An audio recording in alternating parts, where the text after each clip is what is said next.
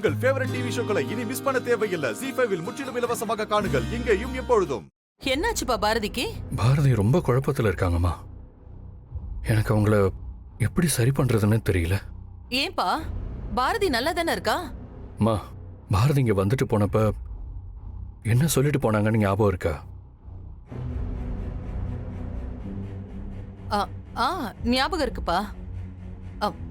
உங்க கல்யாணத்துக்கு கொஞ்சம் டைம் வேணும், ரொம்ப குழப்பமா இருக்குன்னு சொல்லிட்டு போனா. ஏன்பா, ஏன் பாரதி இப்படி எல்லாம் பேசுறா? எனக்கும் அதாம்மா புரியல. எல்லாமே நல்லா தான் போயிட்டு இருக்கு. திடீர்னு பாரதி ரொம்ப கன்ஃபியூஸ் ஆயிட்டாங்க.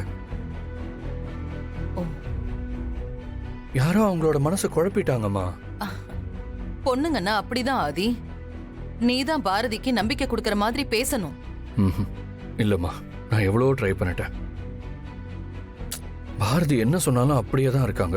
ஆதி, நீ ஒன்னும் கவலைப்படாத. பேசி சரி பண்ண முடியாத விஷயங்கன்னு எதுவுமே இல்ல. நான் பாரதி கிட்ட பேசுறேன், எல்லாத்தையும் சரி பண்ணிடலாம். நீ இப்படி இருக்கிறத பார்த்தா எனக்கு ரொம்ப கஷ்டமா இருக்கு ஆதி. அக்கா, நீங்க 2 பேர் பேசுறத பார்த்தா எனக்கு கவலையாவும் மாப்பிள்ளைய பார்த்தா பாவமாவும் இருக்குக்கா. அறிவு, இப்ப என்ன சொல்ல வர? பின்ன என்னக்கா, மாப்பிள்ளை நம்ம பிசினஸை பார்த்துக்க தானே இங்க வந்தாரு. வந்த இடத்துல அந்த பொண்ணு பிடிச்சி போச்சு. சரி, என்ன வாழ்க்கை கொடுக்கவும் முடிவு பண்ணிட்டாரு. அதெல்லாம் நல்ல விஷயம்தான். சரி மாப்பிள்ளை, கேட்குறேன்னு தப்பா நினச்சிக்காதீங்க. அந்த பாரதி யாரு? நம்ம கம்பெனியில் வேலை பார்க்குற ஒரு சாதாரண அக்கௌண்டன்ட். அவ பேக்ரவுண்டு என்ன? நம்மள மாதிரி குடும்பத்துல இருந்து வர்ற வாழ்க்கைய கண்ணை மூடிட்டு சரின்னு சொல்லி ஏத்துக்கத்தானே நல்லது. அதை விட்டுட்டு தேவையில்லாம அவ குழப்பிக்கிட்டு மற்றவங்களையும் குழப்பிக்கிட்டு எதுக்கு இதெல்லாம்? பாரதி மாதிரியான ஒரு பொண்ணுக்கு உங்களை மாதிரியான ஒரு ஆளு வாழ்க்கை கொடுக்கறது எவ்வளவு பெரிய விஷயம் தெரியுமா? ஆனா இதெல்லாம் அந்த பொண்ணுக்கு புரிய மாட்டேங்குதே. முத கல்யாணத்துல புருஷனை இழந்து விதவியா வேற நிக்கிறா.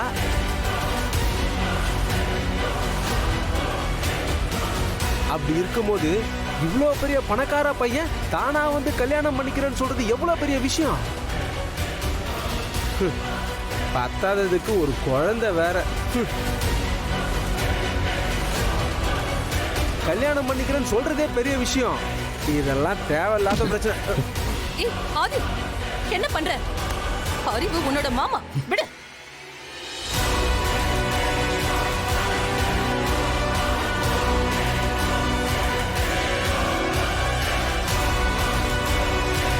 ஆதி, என்னப்பா இதெல்லாம்? அம்மா ப்ளீஸ், நீங்க இவருக்கு சப்போர்ட் பண்ணாதீங்க.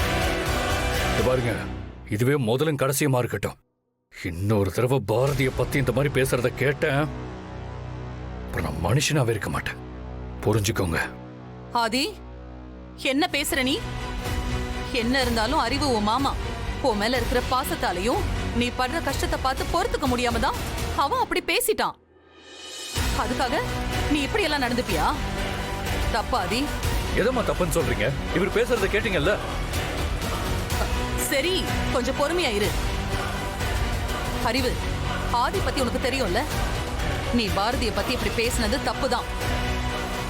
அவசரப்பட்டு இப்படி வார்த்தையை விட்டுறக்கூடாது. கொஞ்சம் யோசிச்சு பேசணும். அக்கா, நான் இப்ப என்ன தப்பா சொல்லிட்டேன்?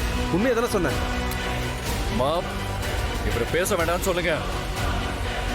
முதல்ல 2 பேரும் சண்டை போடுறத நிறுத்துங்க. அறிவு, நீ பேசாம இருன்னு நான் சொல்றேன்ல. ஆதியை பத்தி நல்லா தெரிஞ்சு நீ ஏன் பேசுற? நான் சொல்றது கொஞ்சம் கேக்குறேன். ஒன்னும் சொல்ல வேண்டாம், நீ பேசாத. போ போ அறிவு. என் சட்டையை பிடிச்சிட்டல, நான் யாருன்னு உனக்கு காட்டுறேன்டா. என்னைய மரியாதை இல்லாம பேசிட்டியா? உனக்கு சாவு பயனா என்னன்றதை காட்டுறேன்.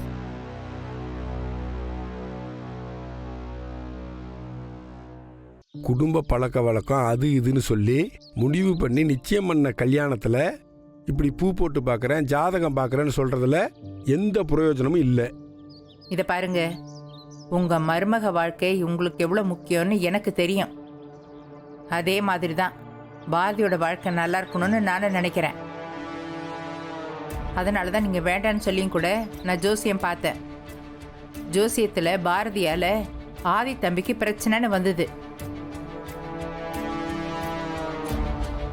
அது உண்மைன்னு சொல்ற மாதிரி தானே அந்த தம்பிக்கு கரண்ட் ஷாக் அடிச்சிருக்கு. நம்ம பாரதி தானங்க போய் காப்பாத்திருக்கா. அதை நினைச்சுதான் பாரதி குழப்பத்துல இருந்தா. சரி, அதான் நம்ம குடும்ப வழக்கப்படி பூ போட்டு பார்க்கலான்னு இங்க வந்தோம். இதுல உங்களுக்கு என்னங்க பிரச்சனை? என்னமோ நீ செய்கிறதெல்லாம் எனக்கு ஒன்றும் சரியாக படலை. இது மாதிரி பாரதி, உங்கள் அத்தை தான் அந்த காலத்து ஆள். நீயும் அவன் சொல்கிறதெல்லாம் செய்யணும்னு ஆசைப்படுறிய, இதெல்லாம் தேவையா? இப்போ நீ தான் முடிவு பண்ணணும். கடவுள்கிட்ட என் பிரச்சனையெல்லாம் சரி பண்ணி கொடுன்னு கேட்கலாம். அதை விட்டுட்டு ஒத்தையாரட்டேன்னு கேட்குறதெல்லாம் சரியில்லைம்மா. இது அந்த கடவுளே சோதிச்சு பார்க்குற விஷயம். இங்கே பார், நம்ம நாட்டில் தான் கடவுளையே பஞ்சாயத்து கூப்பிட்றதெல்லாம் நடக்குது. மாமா, நீங்க சொல்றதெல்லாம் புரியாம இல்ல.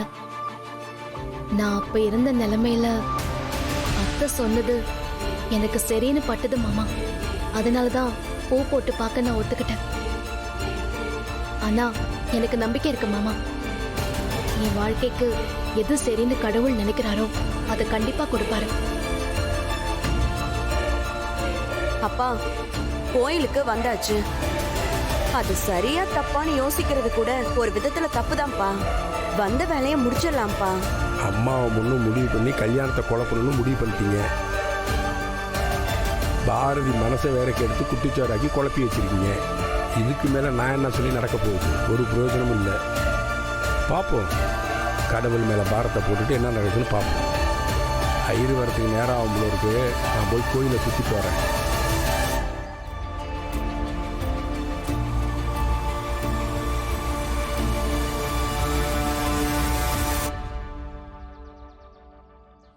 ஏண்டி தானோ சொன்னதெல்லாம் ஞாபகம் இருக்குல்ல?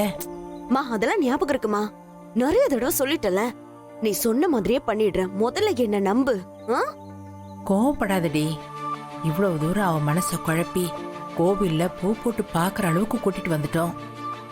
ஆனா ஒரு விஷயம் தானோ, நான் இதெல்லாம் பண்றது பாரதியும் தமிழும் நம்ம கூட இருக்கணுங்கிறதுக்கு மட்டும்தான். மற்றபடி பாரதிக்கு ஒரு நல்ல வாழ்க்கை அமையக்கூடாதுன்னோ அவன் நல்லா இருக்க கூடாதுன்னெலாம் நான் இதை பண்ணலை. என்னால அவங்க நம்மளை விட்டுட்டு போறத தாங்கிக்க முடியல. ஐயோ அம்மா, எத்தனை தடவை தான் நீ இதே பாட்டையே திரும்ப திரும்ப பாடிட்டு இருப்ப? அதான் எனக்கு தெரியுமே. சரி, இங்க பாரு. நீ சொன்னபடியே ரெண்டுத்துலயுமே சிகப்பு பூவை வச்சு மடிச்சிடுறேன். எந்த பூவை எடுத்தாலும் கல்யாணம் வேண்டான்னு தான் வரும். நீ பாரதி வராளன்னு பாத்துக்கோ. நான் பூவை பேப்பர்ல வச்சு மடிச்சிடுறேன். இந்த போனை புடி.